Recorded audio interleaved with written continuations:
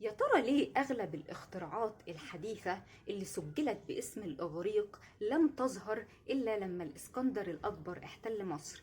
ليه كل النظريات العظيمة والاكتشافات المبهرة في الطب والهندسة زي أبيقراط اللي سمي أبو الطب، وعندنا إقليدس وفيثاغورس ونظرياتهم العظيمة ظهرت بعد ما الإسكندر الأكبر احتل مصر سنة 300 قبل الميلاد؟ ليه ما ظهرتش قبل كده؟ هل حريق مكتبة الإسكندرية كان ليه أثر وطيد في الموضوع ده؟ يعني احنا كلنا عارفين ان مكتبة الإسكندرية اتحرقت بعد ما الإسكندر الأكبر احتل مصر سنة 300 قبل الميلاد، وكانت تحتوي على برديات عظيمة جدا في الطب والهندسة والفلك وغيرها من العلوم اللي سابوها لنا قدماء المصريون.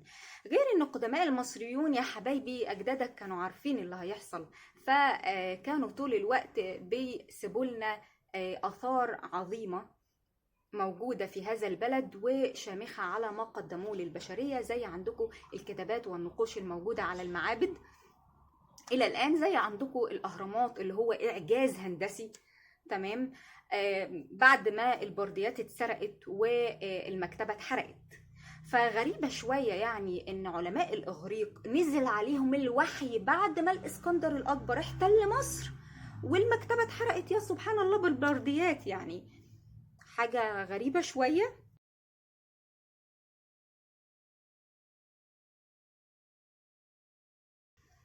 فاحنا انسرقنا، احنا حقيقة انسرقت بردياتنا من زمان. يعني احنا مش من امبارح الكلام ده، لا ده احنا من زمان قوي انسرقت بردياتنا، نسبت علومنا لشعوب اخرى.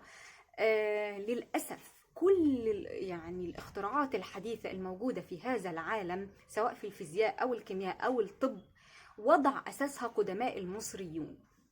اللي هيقول لي الإغريق وما الإغريق، أنا عارفة إن علماء الإغريق كانوا علماء عظام وطوروا واخترعوا وابتكروا، ولكن نواة أساس أي حاجة كانوا بيقدموها جابوها من المصريين القدماء.